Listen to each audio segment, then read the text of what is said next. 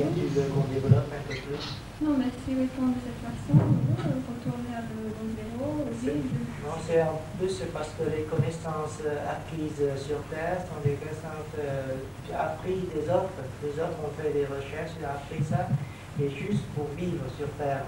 Ces connaissances ne t'aident pas à revenir à l'origine. Tandis que quand tu cherches cette voie, c'est pour te libérer. Et tu dois acquérir d'autres connaissances plus utiles, connaissances de toi-même. Donc pour pouvoir revenir à toi-même, il faut revenir au calme. Pour pouvoir revenir au calme, il faut d'abord te débarrasser des choses qui ne sont pas nécessaires à ton travail. Mais justement, c'est utile à mon travail. Parce que je ne sais même pas dans ma... C'est vraiment utile à ton travail? C'est pas vraiment utile, mais disons que ça m'aide. Oui, c'est ça. Mais comme moi, même ça, je fais aussi des études, mais si j'utilise plus mon diplôme, j'ai tout oublié. Maintenant, j'ai fait de la biochimie, mais maintenant j'ai tout oublié. J'ai fait un autre métier et c'est juste pour vivre. Pour moi, le métier sur Terre, c'est pour m'aider à vivre sur Terre. Donc, à part ça, maintenant, ça m'intéresse plus que j'apprends plus tout ce qui est juste nécessaire pour vivre, c'est tout. Mais l'essentiel, il faut que je me connaisse d'abord. Donc, il faut que je me décharge de toutes les choses qui ne sont pas utiles pour l'instant. C'est ça? Nghĩa là tôi nói là có những cái chuyện gì mà nó cần thiết cho mình làm việc để sinh nhai ở cuộc đời này thì mình nhớ, còn những chuyện gì nó không cần thiết mình phải bỏ quên qua một bên. Tại vì những cái kiến thức đó là mình học do cái sự tìm tòi của người khác mình học để có mảnh bằng để mình đi làm việc. Mà bây giờ mình đi trở về con đường đạo là mình tìm về với chính mình. Mình tìm về với chính mình là tìm về cái sự thanh tịnh, là tìm về cái sự không động. Mà muốn tìm về cái đó thì mình phải bỏ bớt những cái gì mà không cần thiết để cho mình tìm về được cái con người mình mới giải thoát được. Còn sao nếu mà mình ôm tất cả những cái đó nhiều khi nó cũng không cần thiết lắm, thì khó tìm về cái tịnh ở bên trong mình. Không biết là trước đây cũng đã thưa thầy rồi, thì thầy có giảng rằng thì là khi mà mình tu lên thuốc thì tự nhiên nó sẽ quên lần làm gì. Như tôi bây giờ tôi quên hết, không ở đây hiện thời những cái gì ở đây tôi quên hết, ngày nào tôi cũng quên hết. Tôi nhiều khi tôi quên không có nhớ cái gì. Madame May a dit qu'au fur et à mesure qu'on progresse, on va oublier toutes les choses inutiles. Parce que M. Tam a toujours rappelé que notre capital de base, c'est le vide. Et on a perdu ce capital en assimilant trop de choses sur Terre. Donc maintenant, pour pouvoir récupérer notre capital de base, il faut jeter tout ce qu'on a reçu sur Terre. Donc finalement, on devient entre guillemets ignorant alors. Oui, c'est ça qu'il faut apprendre pour l'instant.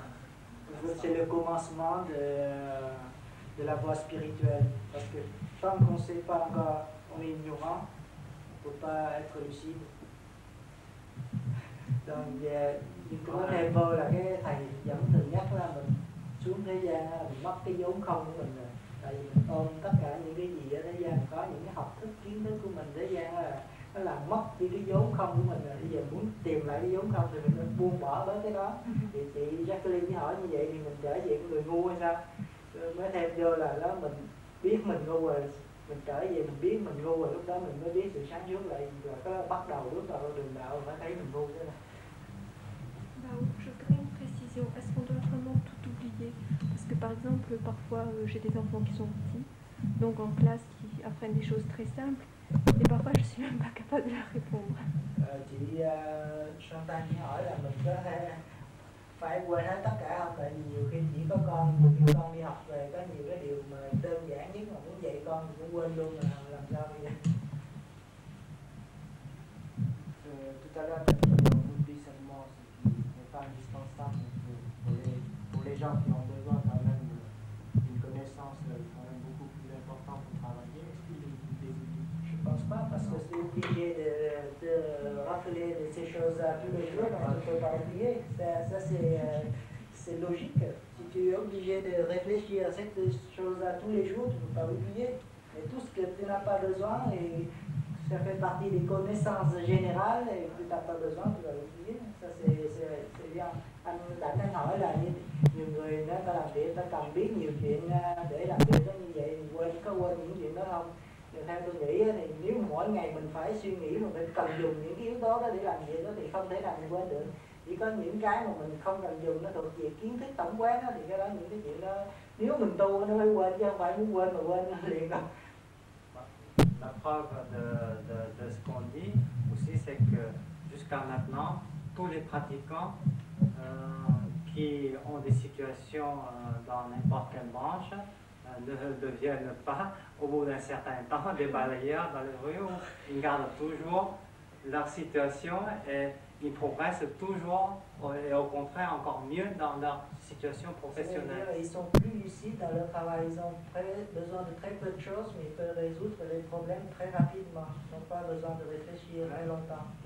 Một bằng chứng của những gì mà nghĩa là chúng ta bàn cãi ở đây là không phải là chỉ có mình chúng ta đây, nhưng mà nghĩa là chúng ta nhận thấy là tất cả những các bạn đạo mà có một địa vị cao mà khi hành thiền pháp này đó, không phải là nghĩa là sau một thời gian người ta trở thành toàn những người quét đường, hay là nghĩa là tại vì ngu trở về ngu, mà nghĩa là thì nghĩa là không có thể nghĩa là làm việc được. Nhưng mà trái lại những người mà nghĩa là hành pháp này ấy, người ta càng thiền càng ấy, người ta càng giỏi và nghĩa là càng hữu hiệu trong công ăn việc làm, chứ không phải là nghĩa là ngu đây nghĩa là gọi là ngu nhưng mà kỳ thật ra không hẳn là ngu. Nghĩa là mình giới hạn trong cái phạm vi mà kêu bằng nghề nghiệp của mình thôi, nghĩa là trong cái phạm vi nó cần thiết tự nhiên mình giỏi về cái ngành đó, còn cái chuyện gì không cần thiết thì mình không đến. C'est-à-dire on se limite dans le domaine de son activité, on sera très lucide et très doué dans ce domaine. Mais un jour, si on changera de domaine, on va oublier ce qu'on a déjà acquis. On va être très intelligent, très doué sur un nouvel domaine. La preuve aussi de ce que je dis, c'est le cas de ma propre femme qui est professeure.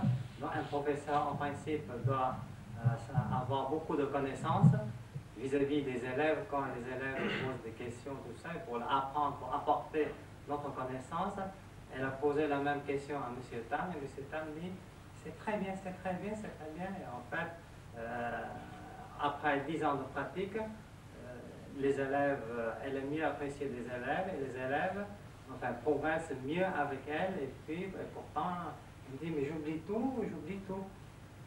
Một ví dụ nó là điển hình nữa là ngay chính của tôi là giáo sư, thì nghĩa là một ngày của cách đây không biết 1-2 năm gì đó cũng có hỏi thầy là nghĩa là sao con càng tu mà sao con quên hết trơn. Một giáo sư là trên nguyên tắc là phải nghĩa là có một kiến thức nghĩa là cao rộng để mà nghĩa là ứng phó với công ăn việc làm và mang đến cho học trò. Thì điều mà chị vợ tôi nhận thấy là nghĩa là tuy mình quên nhưng mà trong công ăn việc làm đó thì nghĩa là học trò nó rất là quý mến, và công ăn việc làm mọi người đều kính nể là tại vì nghĩa là không có bị vi phạm một cái lỗi làm gì hết. Cho những cái sự hiểu biết thôi thì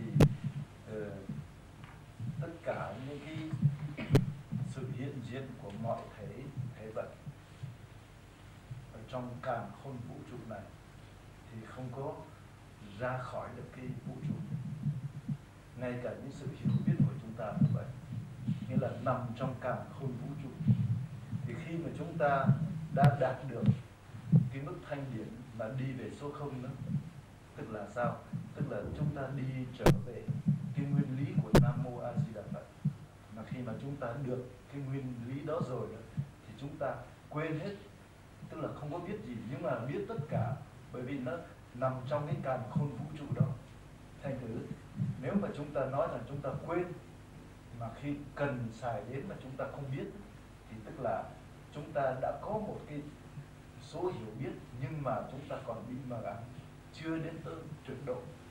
Chúng ta phải tới khi nào đó mà đạt được cái nguyên lý Nam Mô A Di Đà Phật, nghĩa là không biết gì hết, nhưng mà khi cần biết cái gì thì biết tất cả. Đó là giai đoạn cuối cùng đó, là biết tất cả. Bây giờ mình đang đi tới giờ đoạn lưng chừng đó là quên hết, thì qua cái đó là sẽ biết tất cả. Nói tiếng Pháp luôn em đã. Je voudrais dire que toute l'existence d'ici dans le monde est comprise dans l'univers. connaissance ne sort pas en dehors de l'univers tout entier. Et quand nous pratiquons cette méthode, nous arrivons à nous harmoniser et réaliser le principe Namo Adidapa, c'est-à-dire réaliser le néant. C'est-à-dire nous sommes en harmonie avec l'univers, nous oublions tout. Mais seulement quand nous oublions tout, nous devons tout savoir quand nous avons besoin.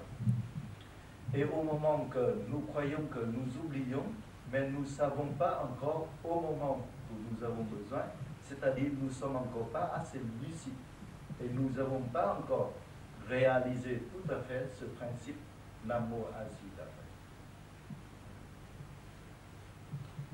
Est-ce que vous avez des questions encore sur ce sujet? Il y a pas.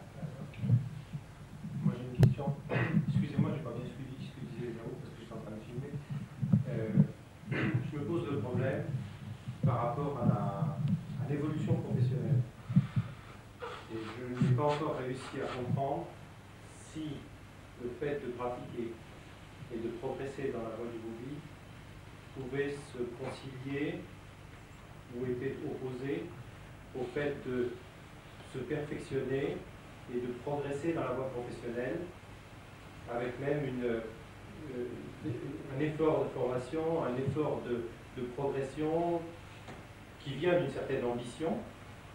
Est-ce que les deux, d'après vous, peuvent être conciliables, ou est-ce que le fait d'aller sur la voie du non-être implique qu'il faille non pas arrêter toute progression professionnelle, mais du moins faire un certain arrêt?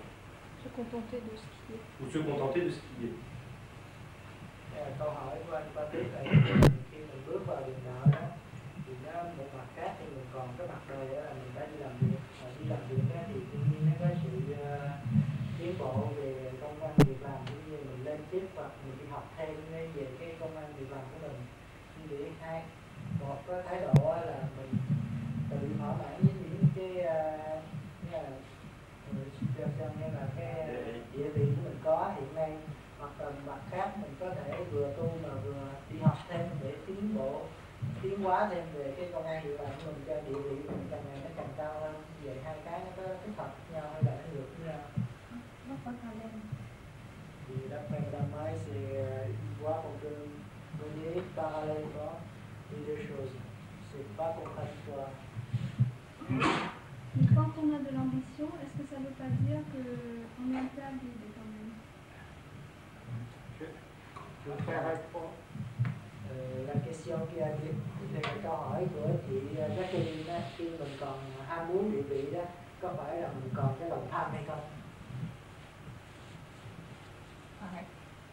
Phải. Madame Mai a dit que oui, ça c'est de l'avidité. Alors, c'est parallèle. Est-ce qu'on est avide à la fois? Est-ce que c'est la même avidité qui vous pousse sur la voie du non-être et qui vous pousse sur la voie professionnelle? Si c'est deux choses parallèles.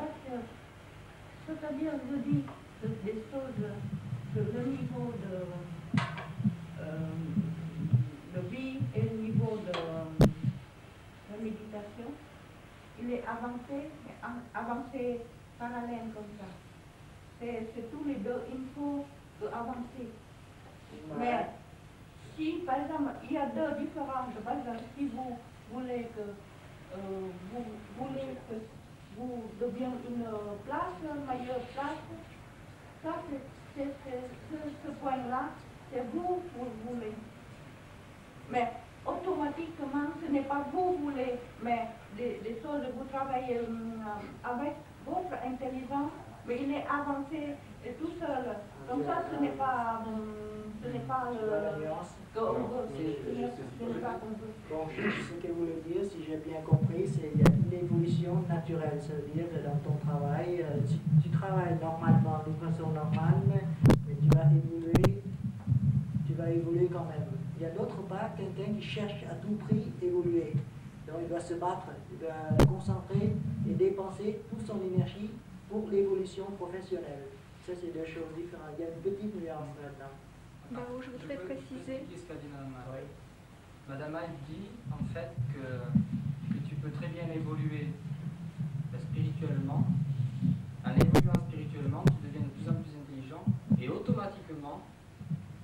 vas changer de place. On va te donner, on va pas te évident. donner, on va te donner des responsabilités différentes. Non, On va c'est te pas donner une évident. place. Oui, mais à ce moment-là, on intervient sur une notion dont on a un peu parlé l'autre jour, on a dit qu'on l'évoquerait.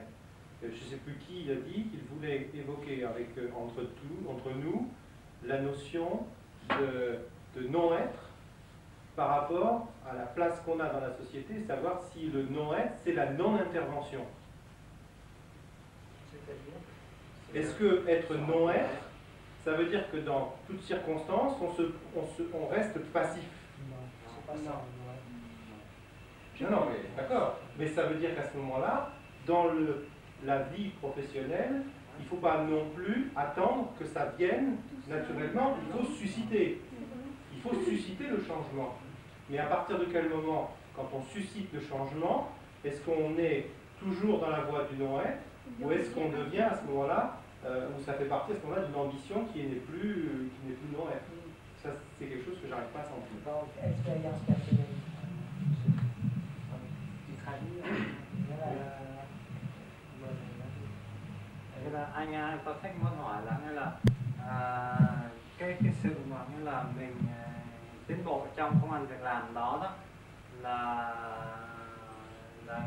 lẽ dĩ nhiên và nghĩa là đi song song với lại cái sự tiến bộ của nghĩa là cái tâm linh.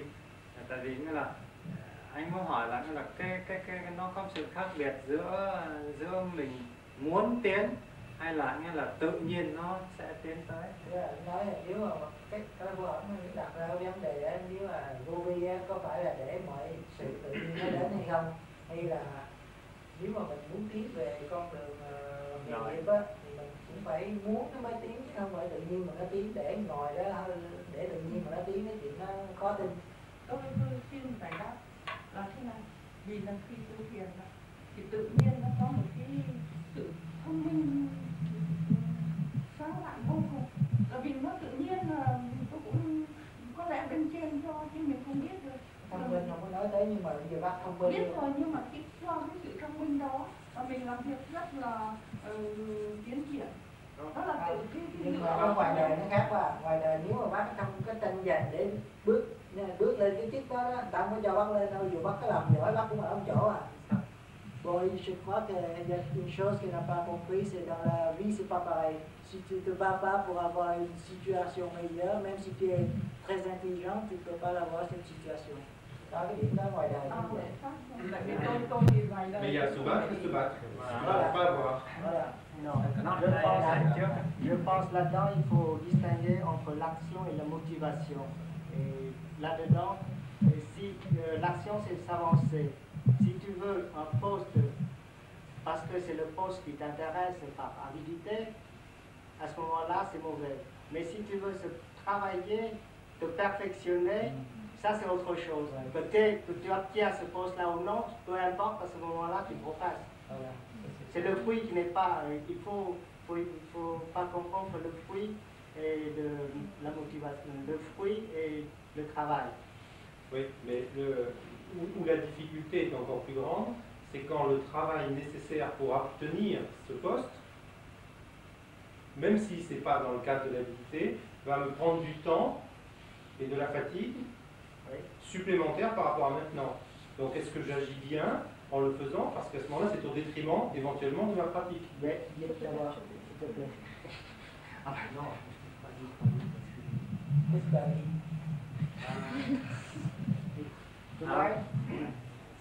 Tôi nói cái nếu mà mình làm cái gì đặng được một cái món gì đó, cái được, nếu mà trong óc mình làm để được cái món đó là xấu. Còn nếu mà mình làm bởi vì bổn phận mình phải làm tới, phải học tới đó, thì cái đó thì mình cứ việc học tới, mình làm tới. Còn được cái post đó hay là không thì không cần tới. Còn nếu mà tôi nói tôi học, tôi ráng học, bỏ thì giờ ra học đặng được cái đó thì không được. Còn nếu mà tôi ráng học để cho biết thêm thì cái đó nó tốt. Cái đó nó khác, bởi vì hai cái nó khác. Cái muốn cái gì, cái con muốn. Moi j'ai posé l'autre question qui n'a pas été. Si j'ai dit si les efforts nécessaires pour atteindre cet autre poste prenne sur mon temps, sur ma fatigue, au détriment sûrement et de ma vie avec mes enfants et ma famille et de ma pratique. Comment est-ce qu'il faut agir dans ce cas-là? Est-ce que malgré tout, je dois quand même, si la motivation est bonne, le faire? Còn anh Ba Tích anh hỏi lại một câu là nếu mà muốn có một cái địa vị cao hơn á, thì tự nhiên là anh phải cố gắng, cái sự cố gắng á, thì anh phải mất đi phần nào bằng về thanh điển và cũng như về thì giờ của anh để anh học thêm và để qua cái địa vị cao hơn. Moi, je pense que si tu te sens capable, tu dois le faire. Còn lại Xin thưa quý anh chị, cái tham của cái môn thiền mình là nói rằng tham thì cũng không đúng, mà nói không tham không đúng. Nếu mình tham mình cái hướng thượng thì hoàn toàn mình thấy mình được cái tâm hồn mình thơi thới nhẹ nhàng, cái tư tưởng mình cũng vậy. Cái phương pháp thiền này nhiều anh em hay ở trong khối vô vi mình, nhiều người thiền đến có nhiều trình độ hay lắm, không đem phổ biến cho các bạn đạo học hỏi hay cho người khác, thì mình cũng vẫn tham vậy, tham riêng cho mình cũng vẫn là một cái tội. Thì thật ra tiền bạc của cải vật chất mình làm được, nếu mình có ý tưởng mình có, mình chia sẻ cho người khác thì tôi thấy nó không phải tham mà là một cái phước lành. Juste parler de l'avidité, on va revenir à ta question plus tard. Je traduis quand même ce qu'elle a dit. C'est en pratiquant cette méthode, des fois on dit qu'on est avide, et parfois c'est vrai, parfois c'est pas vrai. Si on est avide, si on va gagner de l'argent et on se laisse spirituellement pour aider les autres, c'est pas de l'avidité. Si on cherche à gagner, à récupérer même en énergie spirituelle, en connaissance spirituelle, si on garde que pour soi-même, c'est de l'avidité. Bon, pour revenir à ta question, je pense qu'il y a une chose qui est en relation avec ta question. J'ai posé une question. Un jour, M. Tam a dit qu'invoquer mentalement les 6 mots mantriques équivaut à travailler consciencieusement. Et j'ai posé la question, c'est quel est l'effet entre l'invocation mentale, nous aider à évoluer, et l'effet de travailler consciencieusement. Et il a dit que quand on travaille consciencieusement, on pense, dans notre pensée, on pense qu'on est en train de servir, de travailler pour Dieu et pour l'univers. Donc, on a réalisé quelque chose de bien. Le soir, en rentrant chez soi, on est heureux d'avoir fait quelque chose de bien. Donc, dans son cœur, c'est déjà léger. Et si on arrive à avoir un travail consciencieux dans la vie terrestre, dans la vie spirituelle, ce sera pareil. On va pratiquer d'une manière consciencieuse et cela nous aide à évoluer. Donc le problème, ce n'est pas d'avoir un poste supérieur ou non, le problème c'est de travailler consciencieusement, avec toute sa conscience professionnelle et en pensant qu'on travaille pour aider l'humanité et pour bien gagner sa vie. Il faut que l'argent qu'on gagne mérite, on est digne de gagner cet argent, c'est-à-dire on fait avec toute sa conscience professionnelle. C'est ça le problème. Tandis que l'évolution, je crois que ça viendra naturellement d'une part. Mais on ne peut pas dire à 100% que ça viendra naturellement, mais si ça dépend. Si on veut travailler consciencieusement ou bien si on veut progresser, c'est-à-dire avoir d'autres situations dans sa profession. C'est par exemple dans mon cas. La progression, est-ce que ce n'est pas non être de vouloir progresser? Non.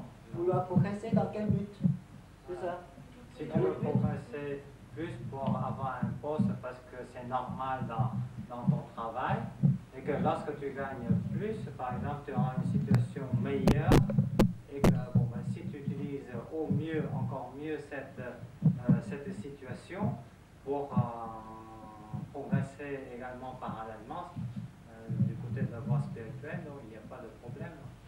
Cái vấn đề là hồi nãy tôi có nói là nó liên quan đến câu hỏi mà tôi đã đặt với thầy nói là niệm Phật á, thì cũng làm việc mà tận tâm á, thì cũng tương đương với niệm Phật, nhưng mà trong thực tế mình đi làm về á, thì mình thấy mệt, tâm đi ở nhà mình ngồi niệm Phật á, thì mình thấy mình được thanh nhẹ. Nhưng mà thầy nói cái đó là tại vì mình chưa làm tận tâm thực sự. Nếu mình làm việc tận tâm thật sự á, đi buổi chiều đi về mặc dù nó mệt nhưng mình không có kể, không có so đo nữa, mà mình thấy mình đã làm tròn công việc của mình, cái tâm hồn mình nó thấy nhẹ nhàng. thì mình tu hành nó cũng như vậy. Nhưng mặt khác á, khi mà ngoài đời mà mình đã biết làm việc tận tâm á, khi mình bước vào con đường đạo á, mình cũng thực hành cái pháp này một cách tận tâm mà mình sẽ tiến nhanh như vậy.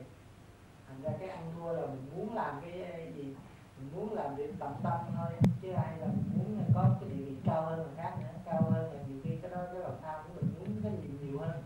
Nhưng mà cái làm việc giữa cái làm việc tận tâm với cái ý của mình muốn làm cái gì nó quan trọng. Je voudrais poser une question parce que pour moi le problème se pose peut-être d'une manière différente, mais lorsque l'on y réfléchit, c'est-à-dire que j'ai un cabinet de consultation, donc il y a des demandes de consultation qui s'effectuent.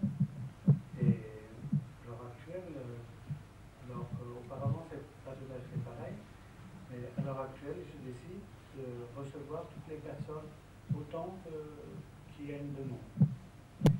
Et donc j'en arrive à certains moments, j'en arrivais à travailler jusqu'à 11h, minuit le soir. Et donc, à ce moment-là, je ne peux plus faire la méditation à minuit. Je commence ce matin à 8h, je termine à 11h le soir, minuit. Et donc, ça me met complètement à plein bruit. Ça me rend dans l'impossibilité d'effectuer correctement la méditation. Or, si je veux aller selon le bon cœur, j'accepte que tout le monde vienne comme c'est appelé. Mais si je veux garder du temps pour moi, à ce moment-là, je dis aux personnes, vous venez dans 1 mois ou dans 2 mois. Je planifie mon temps pour garder du temps à moi le soir. Et j'avoue que je n'ai encore pas résolu le problème. Đây con cũng có một cái vấn đề tương tự. Bây giờ từ ngày em tu thiền, bây giờ anh là người bác sĩ, thì bệnh nhân bây giờ nó càng nhiều lúc càng đông, mà khi bệnh nhân tới anh lấy quyết định là không có từ chối, nghe tới nhiều thì anh phải làm nhiều. Nhưng mà bây giờ tới có nhiều ngày anh phải làm từ 7 giờ sáng đến 11 giờ đêm, mà khi anh làm việc như vậy tối về anh công phu không có được đàng hoàng. Bây giờ không biết phải giải quyết như nào. Một là giới hạn cái số tiếp người bệnh phải làm cái planning, nghĩa là 1 tháng sau tới gặp, 2 tháng sau tới gặp, như là chỉ tiếp một ngày bao nhiêu người nữa thôi, để cho anh có nhiều giờ công phu. Hoặc là anh cứ tiếp như bây giờ, như là tiếp hết, ai tới bao nhiêu cũng tiếp hết, rồi tối mà công phu không được. Bây giờ cái vấn đề anh vẫn chưa giải quyết. Tôi lấy kinh nghiệm tôi làm việc ở bên DTD, tôi làm việc ở bệnh nặng, bệnh nhẹ, mà tôi mới tu đây. Thời gian thì cái bắt cái pháp này thì tôi làm việc rất là mệt nhọc, vì làm việc nặng quá đi.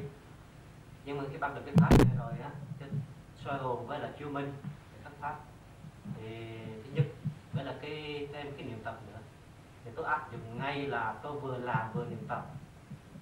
Thì trong khi sự làm tôi không để ý gì nữa, tôi nghĩ là tôi niệm tập hoài, niệm tập hoài đến như tôi quên hẳn cái sự mệt nhọc nó đi.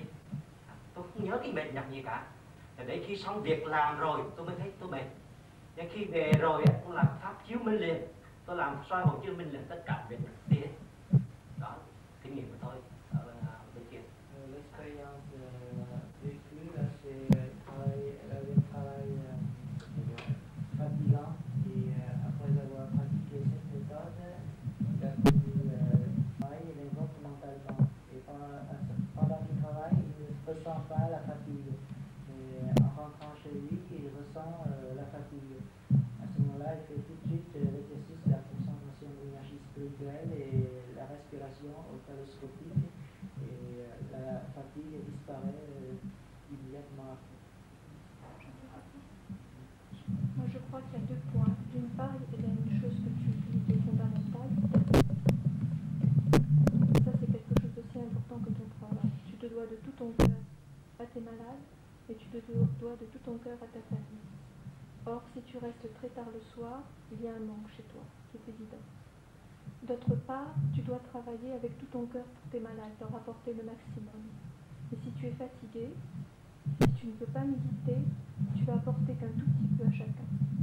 Alors que si tu limites ton travail, tu vas apporter énormément à tous. Et moi j'ai un exemple. Nous avions une amie qui qui avait un cœur vraiment immense, qui a adopté des enfants, une dizaine, je ne sais plus combien, de tous les pays. Et elle souffrait tellement de voir tous ces orphelins dans le monde, tous ces enfants qui souffrent, qui sont abandonnés, qu'elle elle est rentrée dans une association. Elle a pris de plus en plus d'importance dans l'association. Elle a participé à des voyages, elle n'était plus jamais chez elle. Et ça a duré quelques années, jusqu'au jour où on a eu l'impression vraiment qu'elle devenait folle. Elle a quitté sa famille, elle a quitté tout le monde.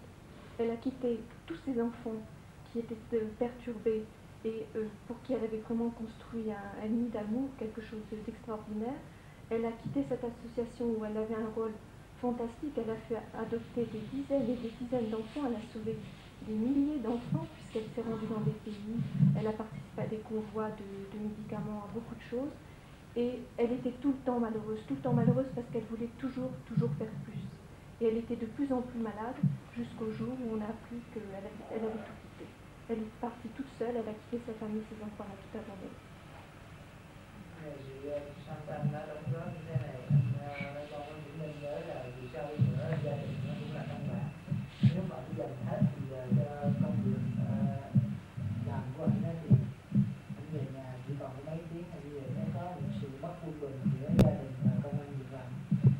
Như nếu mà anh làm mệt rồi á, qua ngày tối về không uống được á, thì qua ngày sau anh không có đủ thanh điển mà để ban bố cho những người bệnh khác thì chỉ cần đi cho mỗi người có chút xíu. Trong khi nếu mà anh thành đàng hoàng, công phu đàng hoàng điển ăn mạnh á, thì anh có thể làm việc và phục vụ tốt đẹp cho những bệnh nhân. Ví dụ chỉ có một người bạn rất là thương yêu những trẻ mồ côi trên thế giới nhà đi sinh con nuôi thì nhiều, nhưng mà đến một giai đoạn nào đó chỉ phải bị vô theo mấy công tác xã hội đó nhiều quá đi, cái phải đi hoài, đi riết rồi bây giờ làm như là khùng rồi, bây giờ phải tự nhiên bỏ nhà ra đi luôn. Cho nên cái gì mình cũng phải coi chừng là cái căn bản đó là cái con người của mình. Nếu mà mình đi quá cái sức của mình, nó bản thân bất độ hành năng độ, như là cái thân mình mà mình cũng quên luôn á. Nhiều khi mình không còn đủ sức để làm gì, cái xe mình đã yếu rồi mà muốn chở nặng, nó chở không nổi thì nó cũng nằm luôn tại chỗ. Ça répond un peu à ta question qua cái video đó. Tôi xin nói, tại vì thưa bác sĩ, tôi nói với bản thân của tôi, đây những lúc mà bác sĩ lúc trước bác sĩ nói càng lúc càng nhiều, lại có số bệnh nhân càng nhiều cho mình, thì chắc có lẽ bác sĩ cũng ngạc nhiên, nhưng mà không phải mình. Cái đó là thượng đế cho bác sĩ phát lòng từ tâm đến độ nào và dũng mãnh của đại từ bi, sức mạnh nó tới đâu. Cũng như trường hợp tôi, nhiều lúc tôi đi buôn bán đi khuya tới 2 giờ sáng, tôi với anh Hoàng Lương thì lên đến Paris á, 2 giờ sáng mệt quá, ảnh thì nằm rồi, tôi dùng cái ý chí của tôi không được như vậy, tôi phải ngồi thiền, phải cương quyết vì làm việc cho cha, không phải làm cá nhân rồi đây, ngồi 5 phút 10 phút phải ngồi giữ cái giới luật.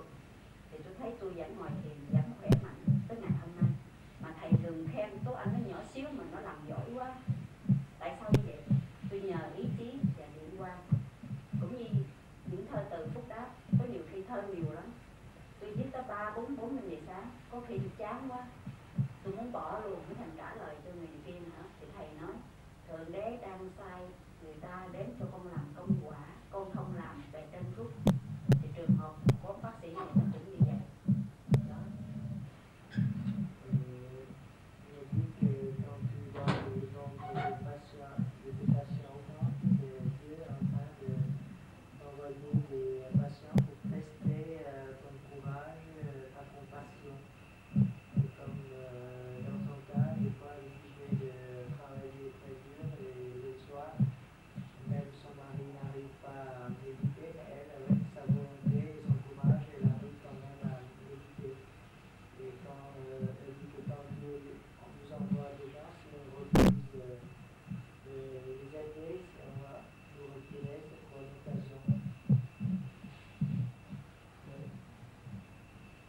Aussi il y a l'esprit de ý chí vô cùng tận, c'est la volonté sans limite de Dieu.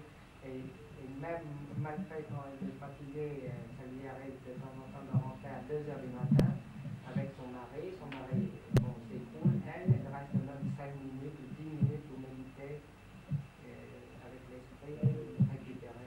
Mais le problème est qu'il faut Il ne faut pas oublier qu'un corps surmené ne peut pas méditer correctement. Ça, c'est la réalité. Il ne faut pas rêver cela. Tôi muốn một điểm tôi muốn nói là một cái thể xác mà mình bắt nó làm việc quá tối không thể nào mà nó ngồi thiền đàng hoàng được hết. Tại vì thể xác nó luôn bị giới hạn, ý chí không giới hạn, nhưng mà thể xác nó bị la volonté est sans limite et le corps a ses limites. Tôi xin trả lời cho em đó. Tôi xin trả lời, tại vì cái đó là Thượng Đế cho mình học đó, tới một lúc thôi. Tự nhiên rồi người bệnh nhân nó biết dạ, đó là cho mình học cái dũng của mình tới trình độ nó chịu nổi hay không. Tự nhiên là bệnh nhân sau này tự động là về trên thuốc là Pour Madame, je traduis là. Pour Madame Toine, c'est Dieu qui envoie une épreuve de courage pour voir si jusqu'à tel point, quel moment on peut supporter. Et d'après elle, au bout d'un certain temps, si l'épreuve, tu passes l'épreuve, à ce moment-là, Dieu arrangera de telle sorte que tes malades vont diminuer. Moi c'est méditer, pas beaucoup, parce que elle a dit beaucoup pourquoi. Ne pensez bien pour le monde. Để em cái exemple là thế. Tôi xin nói là cái trường hợp của chị của anh thì cũng có đồng ý, nhưng mà đồng ý trong một cái trường hợp nào thôi. Tại vì chị lâu lâu có gặp những cái ca nó gấp rút vậy, rồi ngày khác tôi phải nghĩ được. Còn trường hợp bác sĩ là ngày nào nó cũng như ngày đó. Và cái trường hợp nếu mà chị đi mệt là chồng chị lấy xe, còn ông kia là ông phải làm việc bằng cái đầu của ông á, rồi vừa làm sao mà niệm Phật cho hết cái tay tới nghe mặt, rồi phải bắt mạch phải lung tung cái đầu này, thành ra cái ca của ông tôi nghĩ là chắc phải bớt lại thôi. Thà là thay vì 100 người mình làm 50 nhưng mà cho nó suy, vừa cho bệnh nhân chắc ăn mà vừa cái bản thân của mình cũng bảo đảm. Là xin lỗi chị. Je vais d'accord en partie avec toi, parce que son cas, c'est des cas exceptionnels. Ça arrive de temps en temps. Pour toi, ça arrive tous les jours, c'est continu. Tandis que dans le cas de Toine, c'est son mari qui conduit. C'est plus fatigant. Elle reste à côté, elle ne pouvait pas placer les mots, mais son mari conduisait, elle ne pouvait pas placer les mots, et c'est plus fatigant. Peut-être c'est plus fatigant. Alors, en rentrant chez elle, elle arrive à méditer, mais lui, il s'est coulé. Pour toi, je pense qu'il vaut mieux que tu répartissais l'amitié pour pouvoir travailler comme il faut, parce que quand tu consultes les malades, tu es obligé de disperser ton énergie pour ton travail, donc tu ne peux pas te concentrer vraiment. Dạ, xin tôi hỏi bác sĩ dùng tôi ha, ổng khi mà ổng tu phương pháp này, ổng có khi nào ổng phát tâm nghĩ rằng cứu độ bệnh nhân không? Hỏi dùng tôi lắm. Elle va te poser une question. Quand tu as accepté cette profession, est-ce que quand tu pratiques, est-ce que tu as émis le vœu de sauver tes malades? Je pense qu'on ne peut pas pratiquer sans ce vœu. Je crois que tu ne refuses Non, pas. depuis que tu pratiques. Depuis que tu pratiques, est-ce que peu après, est-ce que tu as en plus fait un vœu spécial? Sauver dans le ciel, C'est toujours présent. Ông nói là khi mà mình là bác sĩ là cái đó là cái hạnh nguyện của mình rồi. Thì vậy là Thượng Đế giao Coi như mọi người thì thời gian dù sau thiền hay là không thiền, hay là một bác sĩ là đã có cái bổn phận, cái nhiệm vụ và cái hạnh nguyện của mình để mà tôi nói đó là thời gian sau á, cái sự mà học dũng của ông xong là tự nhiên bệnh nhân nó biết rút lần nữa. Je crois qu'on oublie quelque chose là. Il y a la compassion, il y a le courage, mais il y a aussi il ne faut pas oublier ça. Parce que le nombre de médecins de qualité est moindre, le nombre de malades augmente, et vraiment on va se trouver coincé encore plus. Parce que s'ils s'améliorent, les malades vont se le dire entre eux, ça va se savoir, il y a encore plus de gens qui vont venir le voir, il va falloir qu'il ouvre une clinique. điểm mà hôm qua Quên nói là có Bi Dũng nhưng mà có cái trí đâu nữa. Nếu giờ mình có Dũng có Bi mà thiếu trí thì cũng như là anh Raymond bây giờ càng ngày bệnh nhân nó càng tới đông thì có ngày nào anh chẹt luôn á. Mở cả một bệnh viện. Une question qui se posait, c'est savoir qu'est-ce que c'est que soigner, qu'est-ce que c'est qu'aider quelqu'un. Câu hỏi của anh đang đặt ra là cái sự khác biệt giữa chữa bệnh cho bệnh nhân và giúp đỡ cho bệnh nhân. Hai cái khác nhau của bạn. Cứu và chữa. Cứu và chữa bệnh. Pour moi, il n'y a pas de différence. Enfin, en ce qui me concerne, c'est un malade qui a besoin d'être soulagé.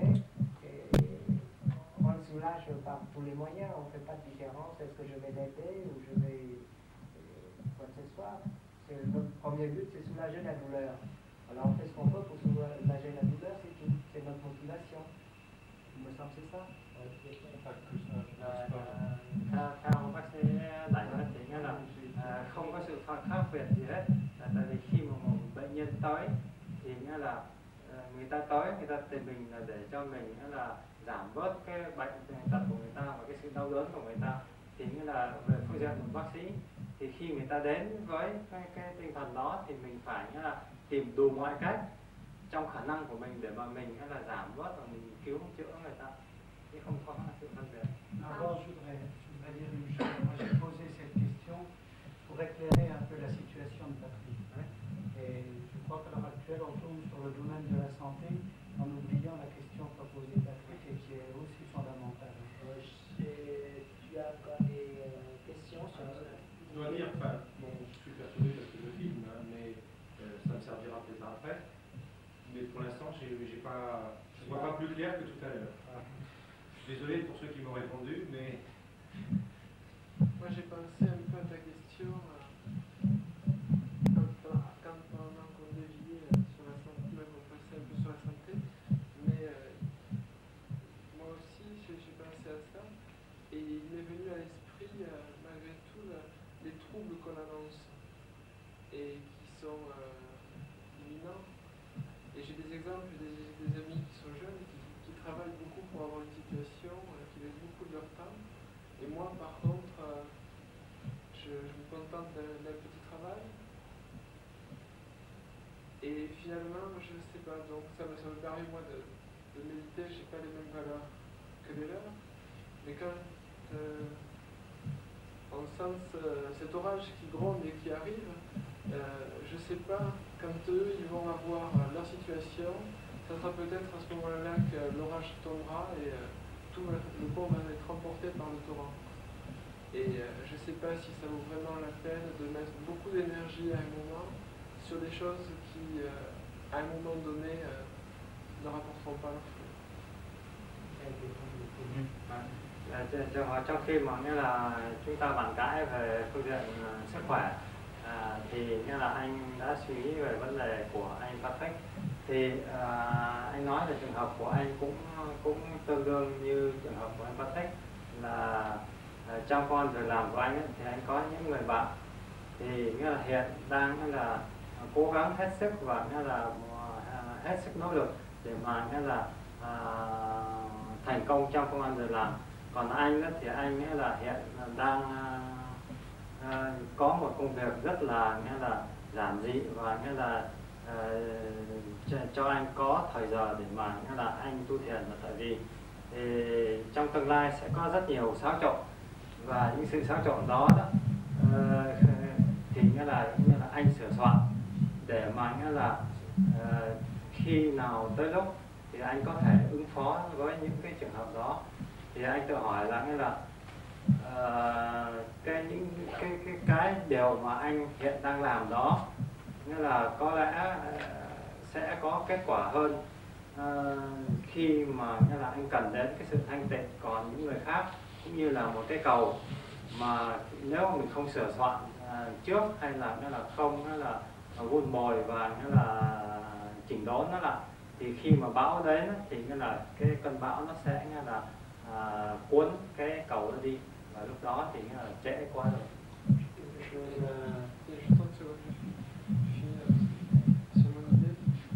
C'est vrai, ça pose le problème de savoir ce que c'est que de se mettre au service de Dieu, d'être dans la main de Dieu et de vraiment que ce soit lui qui décide ce qu'on fait ou ce qu'on ne fait pas. Et ça revient à la question que tu posais au début, qu'est-ce que c'est la non-action, qu'est-ce que c'est le non-agir. Mais j'ai pas répondu, on revient à la question. Trở về cái vấn đề nãy là nói là nếu mà mình giao phó hết cho Thượng Đế quyết định gì thì mình làm cái đó, nhưng mà cũng như là vô vi rồi. Nhưng mà không có trả lời cái câu hỏi của anh Patrick. Je peux permettre d'ajouter quelque chose. D'une part, évoluer, faire des efforts, de faire des études, c'est pas une mauvaise chose. Chercher à se perfectionner, c'est pas une mauvaise chose non plus. Chercher et consacrer du temps à la méditation, à la recherche de soi-même, ce n'est pas une mauvaise chose non plus, mais tout dépend de ta conscience.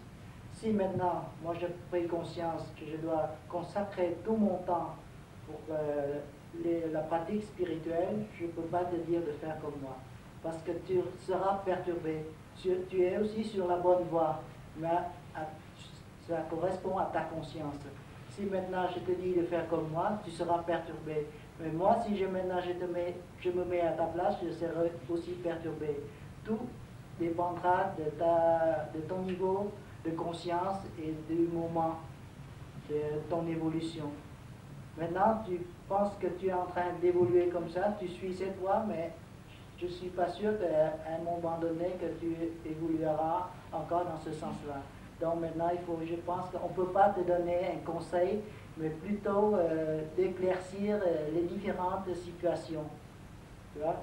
Chaque chose a son temps et ça dépend de la prise de conscience de chacun. Et je crois que dans le bon sens, c'est toujours l'envie, la soif de se perfectionner. Mais tout dépend dans quel domaine. Et je crois que Dieu, c'est perfection et c'est la perfection sans arrêt, sans limite. Et tout dépend. Voilà. Maintenant, c'est ta prise de conscience qui va t'aider à déterminer la direction. Voilà. Nghĩa là tôi nói với anh Patrick về vấn đề là mình không có thể cho ảnh một cái chỉ dẫn hả? Tất cả là đều do cái sự thức tâm và thức tỉnh của mọi người thôi. Nhưng mà tất cả những chiều hướng nó đều đúng, tại vì tiến hóa mà thích ham muốn tiến hóa về công ăn việc làm cũng là tốt, mà ham muốn tiến hóa về đạo cũng là cái chiều hướng của Thượng Đế, nghĩa là tiến hóa mãi trong người, nghĩa là sửa đổi để tiến mãi trong người. Bây giờ vấn đề là làm sao là ảnh thức tâm được, ảnh thấy rõ cái chuyện gì ta làm thôi, cái nào nó cũng đúng một cái hướng, nhưng mà tùy theo cái trình độ hiểu biết và thức tâm của mọi người mà thôi. Bây giờ nếu mà tôi lấy cái trình độ của tôi mà tôi áp dụng cho ảnh nó cũng đúng, mà nếu bây giờ tôi vô ngay chỗ ảnh mà tôi đặt vô cái gì ảnh mà tôi làm như ảnh cũng không đúng. Rồi tất cả tùy theo cái trình độ của mình mà thôi, trình độ thức tâm của mình mà mình làm cái nó tạo ra đúng, nhưng cái đó đúng. Ça éclaircit un peu plus.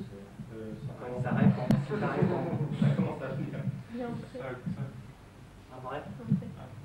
Tu as commencé par demander qu'est-ce que c'était que l'avidité. Bon, être avide, c'est avoir un manque, c'est-à-dire vouloir faire le plein. Et je crois que pour faire un raccourci, il faut être conscient de quoi on veut faire le plein. Et à partir de ça, c'est à nous de choisir notre voie, notre juste milieu. Ông Tê cũng thêm vô rằng mình nói tới tham, phải biết mình muốn tham cái gì, tham mình muốn như là chứa đựng đời ấy, chứa đựng cái gì mình muốn chứa đời, chứa đạo tùy theo mình muốn. Sachant que suivant le Tao, l'excès de plein entraîne le vide. Que le vide appelle le plein, mais que le plein appelle le vide. Theo đạo lão thì cái không nó kéo về cái có, rồi cái có nó kéo về cái không. Je peux citer aussi, rappeler à Patrick ce que M. Tam nous a dit une fois, où je ne sais plus exactement ce qu'on voulait faire, et M. Tam nous a dit réfléchissez bien que ce ne soit pas une trop grande perturbation, parce que sinon ça portera beaucoup de préjudice à votre vie spirituelle. Donc c'est à Patrick à déterminer si pour lui c'est une perturbation ou pas. Oui, parce que s'il est capable Chantal, nghĩa là nói thêm là nghĩa là anh chị cũng đã hỏi thầy thì nghĩa là thầy nói là nghĩa là anh nên suy nghĩ kỹ là nếu cái công ăn việc làm mà nghĩa là anh muốn nó có mang lại nghĩa là một sự xáo động thêm thôi, và nếu mà nghĩa là nếu cái việc đó mang thêm xáo động cho mình thì nghĩa là cái con đường đạo của mình sẽ bị hao tổn, chậm trễ. Tôi xin hỏi một câu này, xin ta. Chẳng hạn như đường đạo, nói làm sao cho bằng đường đạo? Je demande une question,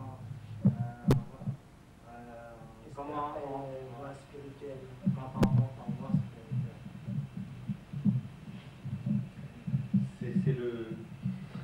C'est une bonne question. C'est une question sérieuse. Tại vì Attends, je vais essayer de répondre. La voie spirituelle, hỏi thì chị trả lời hay là chị hỏi ông ấy trả lời? ông trả lời coi thì nào ông đảm xong rồi mình nói. c'est à moi. Oui, elle attend que si si elle n'est pas satisfaite, elle répondra. Pour moi, parce que je crois que un chemin spirituel pour chacun c'est quelque chose de différent. Pour moi, le chemin spirituel, c'est tenter de parfaire ce que je suis pour que je sois à l'image de ce qu'a voulu en faire Dieu. Il faut bien comprendre que je n'ai jamais, et contrairement à certains, je ne réfléchis pas. Je suis mon chemin spirituel, mais je ne cherche pas de temps en temps à faire des mots sur ce que je ressens ou sur ce sur quoi je vais. Donc quand on me pose ce genre de questions, je suis un petit peu vide parce que je ne l'ai jamais formulé. Mais pour moi, un chemin spirituel, le chemin spirituel, c'est partir d'un état que je connais partiellement et prendre tout ce que je ressens pour le transformer, pour que tout soit à ce moment-là tourné vers Dieu, tourné vers les autres. Tout ce que je suis, à ce moment-là, devient spirituel. C'est-à-dire tout ce que je suis est tourné en don vers les autres et en don vers Dieu. Ta thấy ảnh tu nhưng mà anh không có thường đặt những cái câu hỏi như vậy, anh chỉ biết là anh tu vậy thôi chứ anh không có đặt thành những cái chữ những cái, cho nên đặt những câu hỏi mà về cái đột ngột như vậy thì anh cảm thấy trong lòng anh trống rỗng, không có gì để nói. Nhưng mà anh nói rằng tu theo ảnh cái con đường tu á, đừng tu là mình làm cho mình chọn làm thôi, cũng như hình ảnh mà Đức Chúa Trời mong muốn mình trở nên một người chọn làm như vậy. Những về tu là anh muốn hướng tất cả những cái gì tốt đẹp, những cái gì mà chọn làm nó cho nhân loại để mình hướng về với thượng đế. đó thì cái ý của ông nói là đạo là tình thương. Nhưng mà ông không biết dùng câu đó, đạo là tình thương. Thì hiện giờ bác sĩ ông đương làm gì cho tình thương, tại sao ông làm nhiều chừng nào ông có tình thương chừng đó? Đúng vậy. Mà ông thương người ta, ông cũng phải biết thương ông chứ. Bởi vì chị mới hỏi đạo là gì, ông mù làm thì ông mù niệm Phật được rồi. Chị làm thử đi. Chị nghe người ta nói chuyện, chị phải suy nghĩ, chị phải làm cái gì rồi chị niệm Phật nó sẽ thô phở. Elle dit qu'il faut faire que un médecin pratique 3 choses à la fois. Écouter ce que disent les patients, premièrement. Deuxièmement, réfléchir à ce qu'on doit faire parce qu'il faut réfléchir. Et troisièmement, énoncer mentalement les instruments mantriques. Là, c'est trop fort pour moi.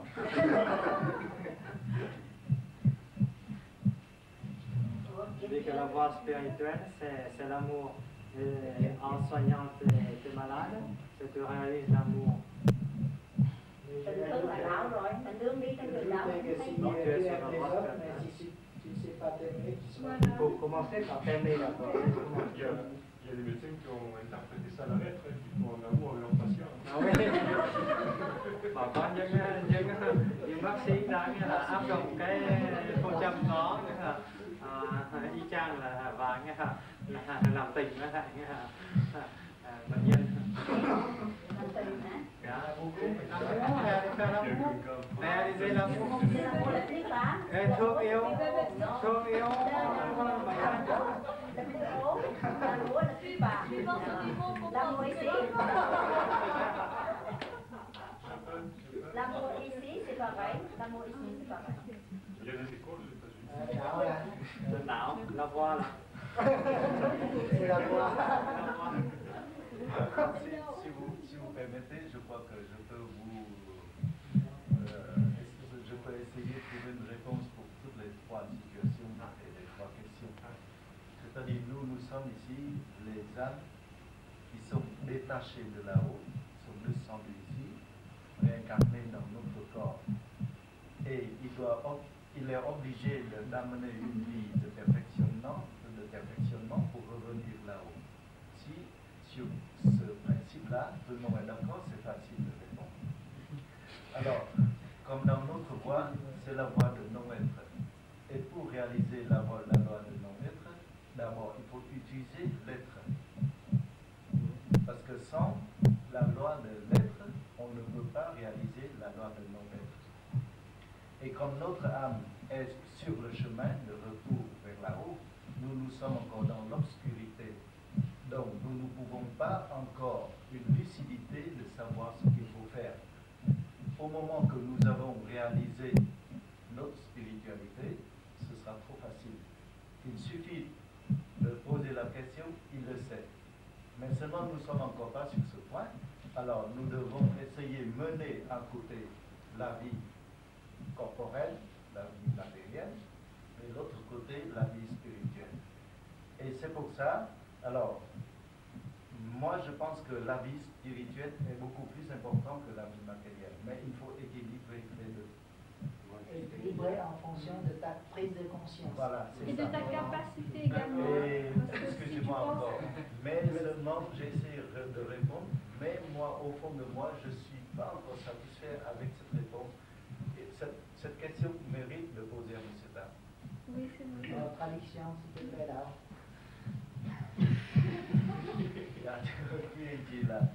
Tại vì theo như tôi hiểu đó là chúng ta là những tiểu hồn đi, nghĩa là chi từ Thượng Đế để xuống thế gian này đi học hỏi, để tìm đạo, để trở về nguồn cội với Thượng Đế. Thì muốn trên cái con đường học đạo đó, thì Thượng Đế đó, cho chúng ta một bên là hữu vi mà một bên là vô vi. Để chúng ta có được cái phương pháp vô vi này đó thì chúng ta phải dùng cái hữu vi để chúng ta, nghĩa là để chúng ta đó, theo như tôi nghĩ đó, thì cái vấn đề tu mới là quan trọng để trở về với Thượng Đế. Nhưng mà trong khi đó, trên cái con đường tiến hóa tu hành đó, chúng ta chưa có thể nào có cái sự sáng suốt để phải biết phải làm thế nào, bởi vì chúng ta tu chưa có tới một cái trình độ nào để biết cái điều đó. Thành thử chúng ta phải, nghĩa là phải cố gắng đi một bên hữu vi, một bên vô vi, để làm sao có cái thế quân bằng mà chúng ta không có thể bỏ rơi được về cái mặt vô vi của chúng ta. Je peux ajouter une chose, c'est ce qu'on a appris à la première formation. Donc, Ham de Paris a posé cette question.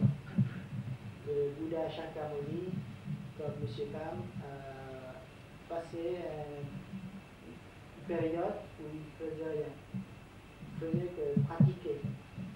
Donc, consacrer cette période-là pour la pratique spirituelle. Tam, il voudrait savoir si lui aussi, il doit passer par cette période pour parvenir à un état de sérénité partielle, pour pouvoir ensuite revenir confronté à la vie et progresser sans être perturbé par la vie. M. Tam a répondu comme si je vais essayer de résumer, hein, vous regardez les cassettes après. Premièrement, c'est Bouddha Shakyamuni, pour son cas, il a dit c'est spécial. Il a changé l'âme. C'est l'âme du Bouddha qui est descendu dans ce corps. Donc, il est obligé de passer 7 mois pour purifier ce corps. Mais il a dit que on doit mener la vie terrestre et la vie de perfectionnement parallèlement. Mais il a ajouté une chose pour répondre peut-être à Tam, c'est-à-dire si il a les moyens, il peut consacrer une période pour mener que la vie de perfectionnement il progressera plus vite. Et ça, c'est caché dans son discours. C'est celui qui capte ça, le sens. Dit très bien, on peut aller plus vite. Ça dépend si tu veux aller vite ou non. Si tu veux aller vite et si tu as les moyens de subvenir à tes besoins. C'est-à-dire, tu vas faire des économies, tu viens ici pratiquer pendant 1 an ou 2 ans, par exemple. Tu progresseras plus vite. Ça, il ne faut pas C'est comme un pénicilline d'ailleurs. Voilà. Mais il ne faut pas que ça vous perturbe. Quand il est célibataire et s'il a les moyens pour payer son existence, il pourra faire cela et il progressera plus vite. Mais ça, c'est pour ceux qui ont les moyens et les situations favorables. Pour quelqu'un qui a une famille, qui a des enfants, il ne peut pas se permettre de cela. Mais ça n'empêche pas qu'il peut progresser aussi au sein de sa famille, et tout en travaillant et tout en menant une vie terrestre. C'est comme nous actuellement, on constate 1 ou 2 semaines à venir à une formation pour essayer de progresser plus rapidement. Như thầy có giảng trong cái khóa trước đó, thì anh Thăng anh có đặt câu hỏi như thế này: Đức Phật Thích Ca và thầy đã bỏ ra một thời gian để tu luyện, rồi sau đó mới trở lại đời làm việc. Thì ảnh trong trường hợp của ảnh có phải qua cái giai đoạn đó để đạt đến một cái sự thanh tịnh nào đó không, rồi trở lại làm việc với đời mà không bị đời nó lôi kéo nữa? Thì thầy có trả lời thì đương nhiên là mình học đạo có cái pháp này là người trước đã bỏ không cho mình, rồi giờ mình có cái pháp mình ở trong gia đình mình tu cũng được, ở trong xã hội mình tu cũng được, ở chỗ nào mình tu cũng được. Vừa có gia đình là thầy của mình, xung quanh đó là vợ chồng là con cái là thầy của mình dạy đạo mình rồi. Nhưng mà thầy có giảng thêm một chút xíu, như là nếu mà ảnh có đủ phương tiện và cho phép ảnh tu trong một khoảng thời gian đó thì cái điều đó sẽ giúp ảnh tu mau hơn. Đó, cái đó là chỉ điều thầy chỉ nói có một chút, nhưng cái phần kia thầy lại khai triển nhiều hơn, cái là thích hợp với số đông hơn. Còn cái số kia là tại hoàn cảnh của ảnh là người độc thân.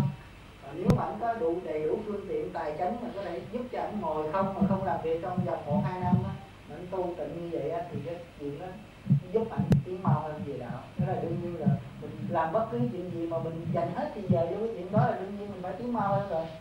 C'est évident que si on consacre tout son temps dans un domaine, on va évoluer très vite dans ce domaine. C'est pas sorcier.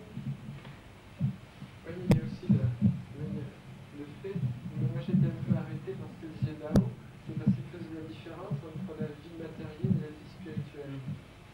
Et que j'ai entendu dans les enseignements de notre maître parler du dharma sans écriture. Et d'après ce que j'ai compris, le dharma sans écriture, c'est tout ce que nous enseignait la vie. Et donc, ça veut dire que si on fait la différence entre les deux, entre la vie spirituelle et la vie matérielle, c'est comme si on voulait apprendre sans aller à l'école. Parce que j'ai l'impression qu'au contraire, de séparer les deux, il faut vivre sa spiritualité dans le quotidien. Et prendre tous les enseignements qui viennent et qui nous sont donnés à chaque instant.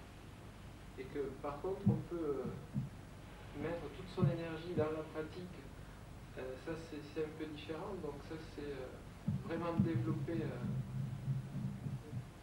toute sa vie spirituelle, mais pas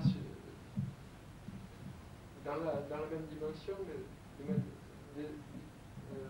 développer la vie du non-être dans le quotidien qu'on ne voit pas, auquel on n'a pas accès parce que c'est un autre niveau, mais malgré tout, à mon avis, il faut vivre les deux vies fondées et pas faire la différence. Cái điểm mà anh thêm vô là nãy không có thấy thầy không là nghĩ với đạo là nói phân chia ra giữa cái đời và cái đạo, hai cái khác nhau. Theo các bạn thì cái đạo nó nằm trong cái đời. Mình xuống đây đi học thì những cái bài học của mình nằm ở trong đời. Nếu mình xuống đây mà mình sống với đạo không thì cũng như mình đi học mà mình không có đến trường, thì cũng như nói về cái kinh vô tự là những cái bài học mà những gì nó dạy mình là điều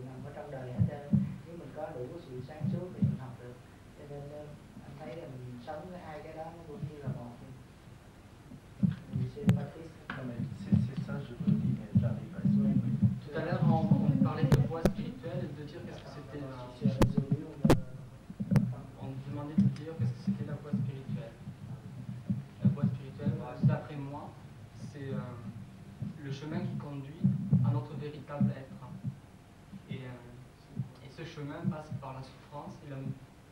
Et où qu'on soit et quoi qu'on fasse, l'essentiel c'est de le suivre avec sincérité et de le faire. Voilà.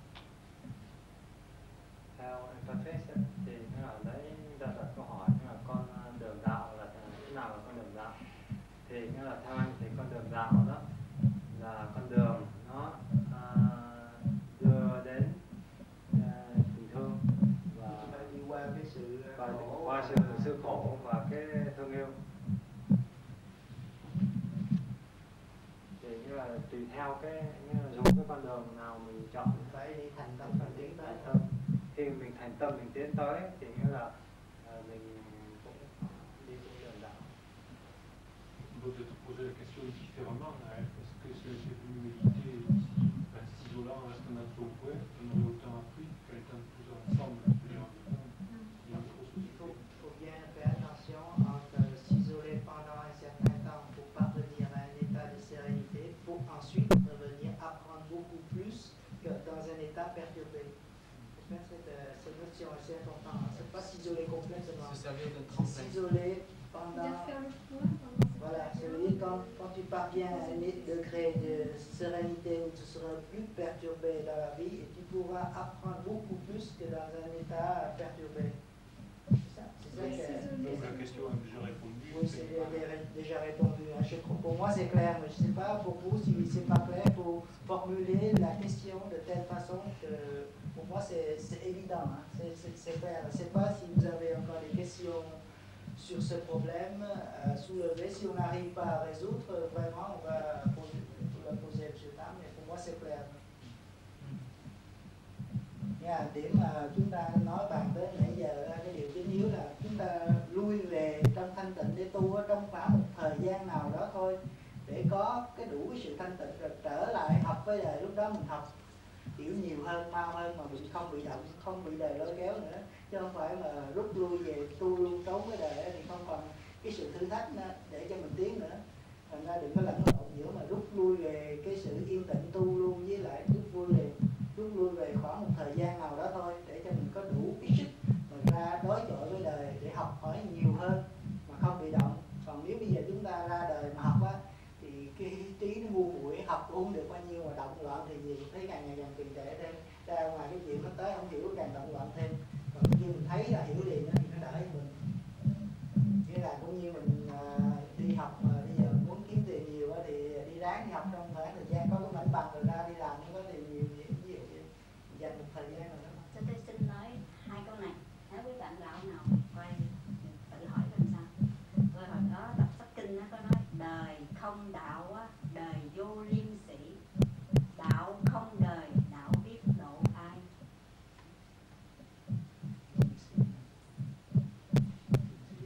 Dịch cái chết cho đi. L'Antoine a ajouté deux phrases que au moment de méditer, c'est-à-dire que la vie sans la voie spirituelle est une vie sans dignité. Et une voie spirituelle sans la vie, qui sait qu'on peut sauver?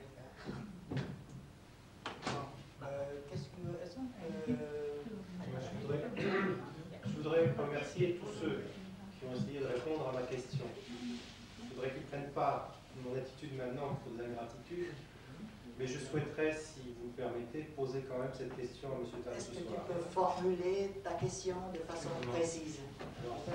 Maintenant, non. Ce que je veux vous demander, c'est de me laisser tout à l'heure essayer de la formuler moi-même. Et si vous voulez, je vous la lirai avant. Et puis comme ça, ensuite, je voudrais la poser ce soir. C'est-à-dire que pourtant le problème n'est pas clair, nous on a essayé, mais pourtant c'est pas clair dans le proposé. Anh Văn thấy anh đặt câu hỏi này giờ, nhưng mà đối với anh nó không có thỏa mãn. Tối nay để cho anh hỏi đi, cho nhiều khi cái kẹt đó thầy có điểm thì giờ thấy kẹt chỗ nào thầy nói chút là nó mở, còn mình hiểu theo cái kiểu của mình đó, mình nói vòng vòng không mở. Con hỏi hai câu á, đời không đạo á, đời vô liêm sĩ mà đạo không đời, thì không có ai trả lời vậy. Trả lời rồi. Trong cái mình có từ trước tới giờ là trả lời được các vậy thôi Rồi thôi chứ.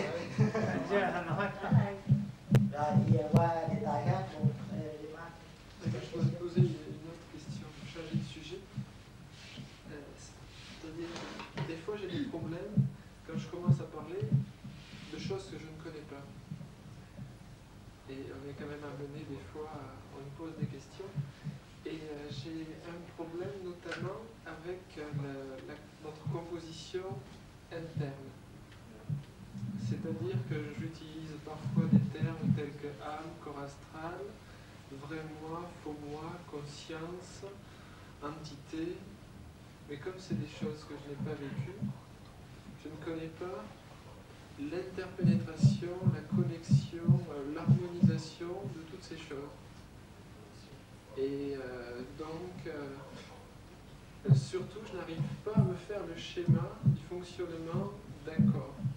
Alors si on pouvait m'aider à y voir plus clair, je serais très reconnaissant. Anh nói thì tôi vậy đó, nhiều khi anh nói đến những danh từ mà anh không có hiểu rõ lắm, nói về hồn, nói về thức, nói về lục căn lục trần, nhưng mà anh biết hiểu rõ cái sự liên quan của nó như thế nào ở trong cái bản thể của mình mà anh vẫn thường nói đến. Nếu có ai ở đây hiểu rõ thì nói cho anh nghe. Disons que je vais essayer d'expliquer un peu en français, parce que toutes ces interrelations, c'est expliqué dans le livre Sutra Adila.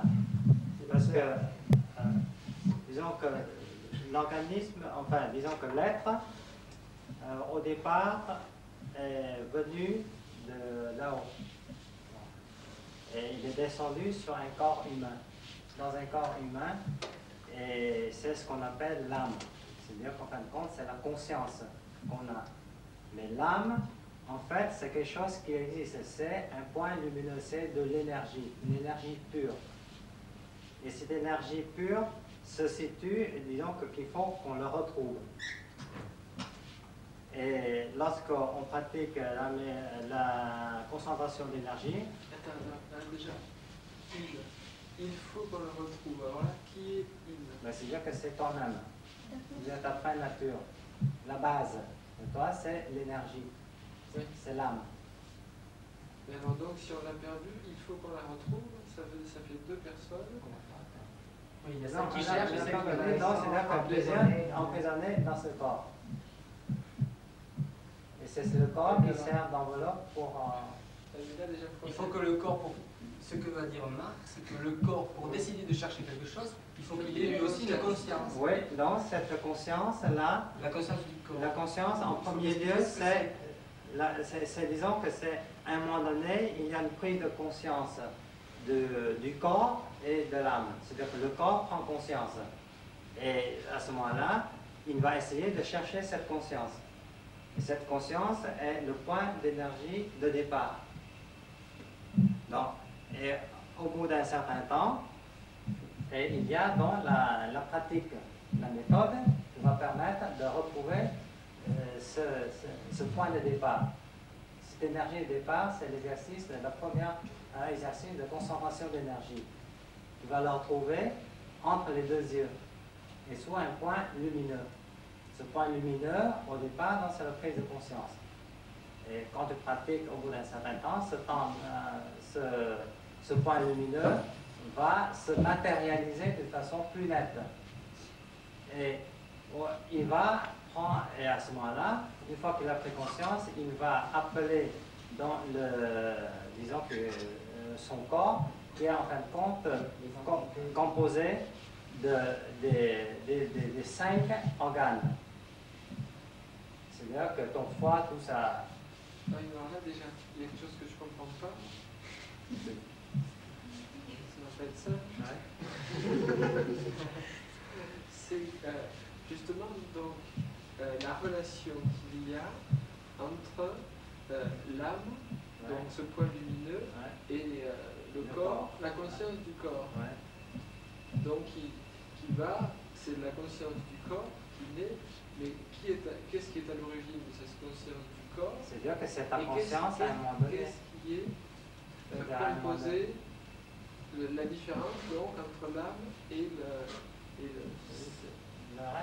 le reste conscience composée des entités, si c'est ce que j'allais dire.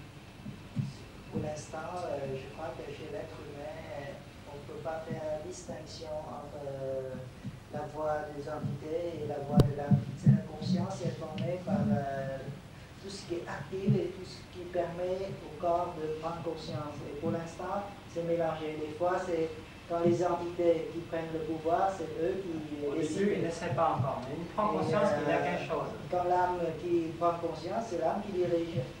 C'est la conscience, c'est formée par le tout,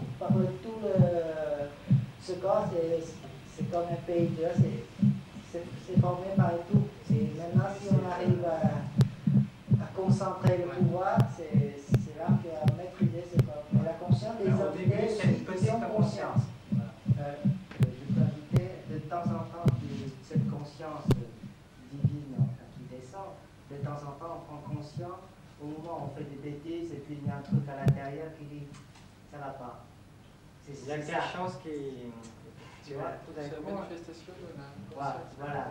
Mais du moment qu'on n'a pas pratiqué, c'est pas encore le même. Parce que cette chose-là qui dit c'est pas ça, c'est la conscience divine qui devrait se développer avec la pratique. Et c'est lui qui va commander tout le reste. Voilà. Donc au début, c'est cette petite bulle de conscience qui commence à prendre conscience. Alors à ce moment-là, il appelle. Nhưng mà nghe kinh triệt là kinh A Di Đà, giờ kinh A Di Đà đã đọc. C'est difficile. Phải gì đi, nghe tôi lục lặt là cái gì? Kinh A Di Đà là thầy nói phân tách rõ từng ly từ sợi lông tới trong bản thể con người từ tế bào. C'est pas évident. C'est-à-dire que là, pour ce temps, c'est-à-dire qu'on essaie d'expliquer chúng tôi nghĩa là cố gắng là cách nghĩa bằng tiếng Pháp, là tại vì tiếng Việt đó thì có kinh A Di Đà trong đó thì nghĩa là hay là thầy nói, còn người Pháp người ta không có kinh A Di Đà, người ta rất tiếc người ta không có không bằng sĩ. Ah non, mais c'est pas parce que si on traduit après on perd le fil et puis après parce que disons que vous avez le handicap de ne pas pouvoir lire ce livre, ou dans ce livre c'est expliqué minutieusement les interrelations entre le corps, l'âme, les organes, les constituants, comment il est descendu au fur et à mesure qu'on lit ce livre-là. C'est expliqué et bien net comment il rentre, il déroule les énergies, le corps astral, 7 corps astraux, en fait, tout ça. 6 entités racines, 6 entités soudures, c'est la composition de leur énergie. N'en rajoute pas.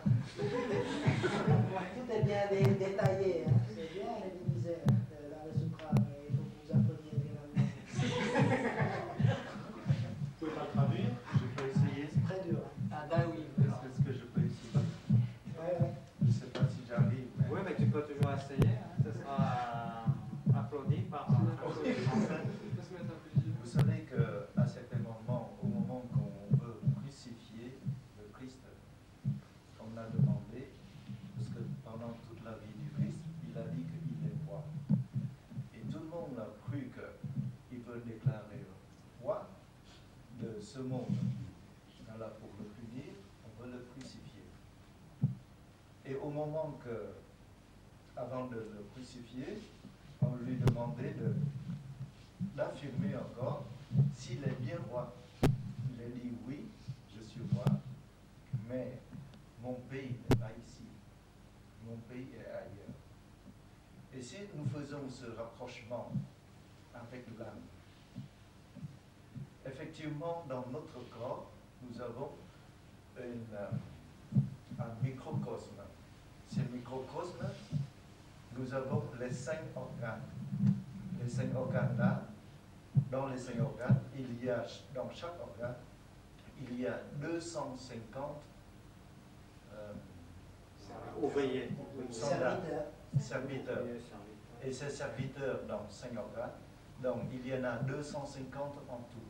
Oui, 25. Et dans les 250 organes-là, 250 serviteurs, il doit diriger tout un monde dans notre microcosme.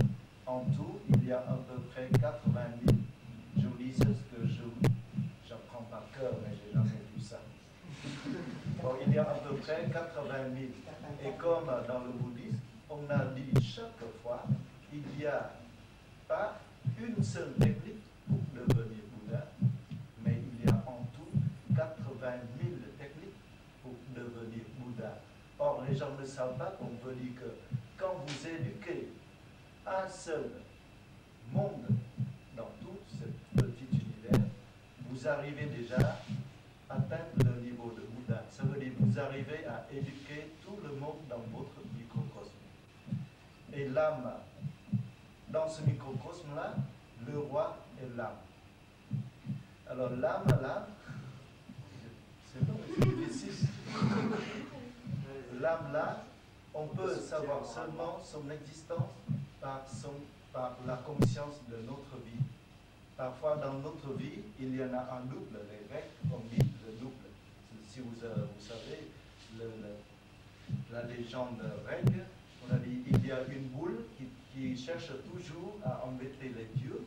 Et Dieu a dit, bon maintenant on te coupe en deux, on te balance dans le monde, comme ça l'un qui cherche l'autre, il n'embête plus les dieux. Je crois que c'est ça, c'est ce symbole-là. Eh bien, l'âme et le corps astral. En fait, c'est ça, d'un côté positif et négatif. Bon, l'âme, au moment où chaque fois le corps astral, il fait quelque chose de mauvais, et c'est toujours, c'est son domaine, et il y a l'âme qui donne une conscience. C'est la conscience de notre corps qui dit qu'il ne faut pas le faire. Alors ça, c'est le domaine de l'âme. L'âme est toujours pure et bonne, mais le corps astral, il l'amène toujours à notre corps à faire des choses, des vilaines choses dans ce monde-là. Alors, je peux te couper ou pas? Si tu veux, mais ça me... Si j'apprends par cœur, je le dis. Non, parce que, il y a quelque chose que je ne comprends pas, parce que à un moment, j'ai pu comprendre que rencontrer son corps astral, donc c'est rencontrer son double féminin, ça a aidé beaucoup dans l'éveil spirituel, parce que justement, le corps astral avait gardé la conscience spirituelle et nous aider sur le chemin non, c'est le contraire. C'est le contraire. Le corps astral nous amène toujours de faire des vilaines choses, mais à côté l'âme, au moment, s'il a déjà réalisé, il sait où il est, si au moment qu'il a retrouvé sa vraie place, c'est-à-dire il est le Seigneur dans le microcosme, il ordonne au corps astral de diriger tout ce monde dans le petit univers, de faire des bonnes choses. Voilà, il appelle le corps astral. Il éduque. Les entités, voilà. Il appelle, dit maintenant c'est moi le maître. Voilà. Et dans notre technique, chaque fois nous faisons la respiration cyclique ou nous faisons la respiration omphalotropique, et bien dans ce cas-là, c'est l'âme qui utilise toute sa lucidité pour éduquer le corps astral, mais éduquer peu à peu. Parce que s'il utilise sa volonté pour dire il faut faire ceci, cela, la personne devenir folle, peut devenir folle. La preuve est qu'il y en a beaucoup qui pratiquent certaines voies spirituelles, ils peuvent devenir fous parce qu'ils n'ont pas cette technique-là.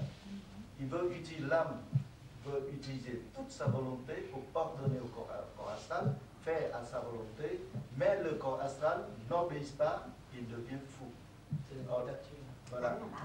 Dans notre cas ici, on utilise ces techniques de respiration, on éduque le corps astral et les six là, on les corriger, et même s'ils ne veulent pas écouter, on utilise cette lucidité pour leur donner, pour les éclairer, mais peu à peu, sans les forcer. Et comme ça, on peut arriver. Voilà. Ce sont des êtres très inférieurs qu'il faudrait les éduquer au fur et à mesure. Ils sont c'est-à-dire qu'ils sont comme à l'état végétal même, et nous on est à l'état humain si tu veux. Il faut les éduquer peu à peu. On ne peut pas les faire passer des stades rapidement. Mais lorsqu'on explique au niveau de l'énergie, en fin de compte, tout est énergie. L'âme, c'est l'énergie de départ. Et les organes, c'est-à-dire l'énergie pure. Et les organes que tu as, le foie, le rein, tout ça, ce sont des organes impurs. Les 5 éléments. Voilà, enfin les 5 éléments, ce sont des organes impurs. Donc, et ce sont avec le rein droit et le rein gauche où il y a le corps astral et le caractère. C'est différencié. Donc, mais c'est impur. Donc l'âme, quand il prend conscience qu'il faut qu'il retourne à sa nature pure, il appelle et il purifie donc ses organes. Donc la rencontre de l'âme et du corps astral, c'est au départ, c'est la prise de conscience. Mais il ne s'en rend compte pas encore. Il prend conscience parce qu'il est comme le maître et il y a le royaume avec les organes. Puis le corps, mais les organes, tout ça, c'est le corps physique est commandé par le caractère et le corps astral. Donc au départ, quand l'âme n'a pas pris conscience. Il y a des généraux dans les... Voilà. Non, mais enfin, disons qu'en gros, parce que sinon... D'accord, tu suis? Alors, donc, il y a, au départ, quand il prend conscience, il appelle tout ça, il dit, bon, maintenant, il faut suivre la voie spirituelle. Alors, il dit, bon, d'accord, on va suivre la voie spirituelle qui, en fin de compte, c'est une purification d'énergie. On va se purifier. On va t'écouter, on va commencer à pratiquer une ascèse spirituelle. Et cette ascèse spirituelle comprend donc les 3 exercices au départ, qui, en fin de compte, correspondent à purifier chaque organe pour le ramener au sommet de la tête. Et au fur et à mesure que ces organes, qui en fin de compte sont ces énergies impures au départ, se purifient. D'accord? Puisque là, ça... Voilà. Oui, mais pas tout au départ. Il grandit. Et quand le corps astral et le caractère, qui en fin de compte commandent tout le royaume, est de plus en plus pur, l'âme augmente et il augmente également en grade, c'est-à-dire en lucidité. Et alors il passe à différents grades. Et c'est ce que j'ai posé la question hier, la relation entre, au départ, c'est le maître, et après le roi, et puis après le salarié. Le sage, et puis le grand sage, et puis le zida, et puis à ce moment-là, c'est le zida, c'est-à-dire que maintenant il s'identifie au Bouddha à zida. Donc c'est une purification. Donc en fin de compte, avant d'arriver là, il faut qu'il purifie. Et au fur et à mesure qu'il amène la purification de tel organe, il grandit. Et quand il purifie un organe, l'énergie de cet organe monte et augmente la luminosité de l'âme. Et c'est comme ça que, en fin de compte, chaque organe qui est purifié, l'énergie pure, c'est-à-dire que quand l'âme grandit, il prend l'énergie, c'est-à-dire que l'énergie purifiée se rajoute à l'énergie du départ, donc l'énergie grandit. Et les organes qui sont purifiés, après, non, au départ, c'est un point. Après, il grossit. Après, il se transforme en embryon mystique parce qu'il prend les organes, parce qu'il est de même nature que enfin, avec les 5 éléments. L'embryon mystique se constitue au fur et à mesure. Au fur et à mesure qu'un élément voilà, il va constituer toujours l'embryon mystique. Il y a ça, l'autre jour, il a expliqué, je crois, pour former le fœtus, il faut du temps. Assembler le fœtus pour former l'embryon mystique, c'est pareil. Au début, c'est la perte du silence. Cette partie quitte d'abord et prépare le chemin. Ensuite, c'est la purification des 5 de l'énergie des 5 organes qui vont se rejoindre à ce niveau pour former au sommet de la tête, se rejoindre au sommet de la tête. Puis ensuite, ça va former les membres. Avec les matériaux. Voilà.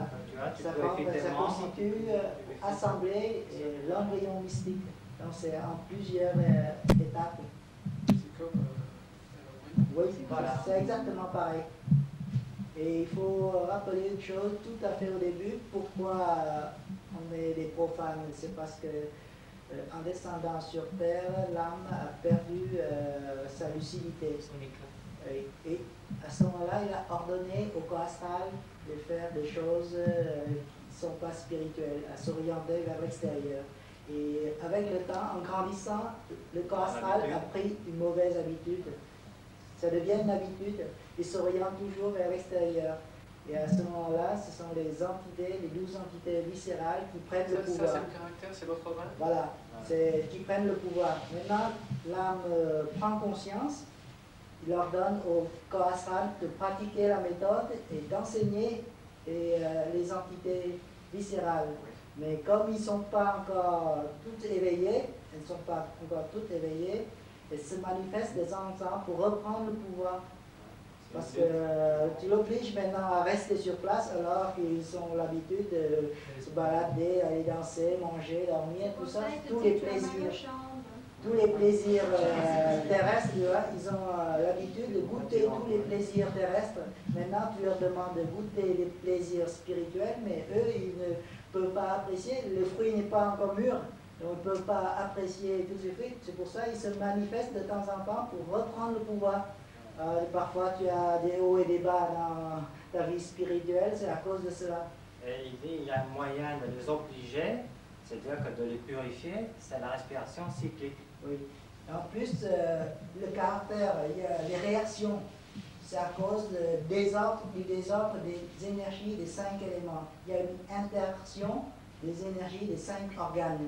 C'est pour ça, lorsque nous recevons une action, nous réagissons tout de suite, c'est à cause du désordre. Et quand nous faisons la respiration cyclique sans rétention de souffle, nous rétablissons l'ordre des énergies des 5 éléments et des 5 organes. Et à ce moment-là, le foie, l'énergie du foie, ça appartient au foie, l'énergie du rein appartient au rein. Il n'y a plus d'interaction. Pourquoi nous réagissons, pourquoi nous nous mettons en colère? C'est parce que l'énergie du foie, elle se met avec l'énergie du cœur ou quelque chose comme ça, et ça donne des réactions très vives. Et on ne peut pas se contrôler. Et grâce à la méthode, on peut se corriger et se maîtriser, c'est parce qu'on a rétabli l'ordre dans notre organisme.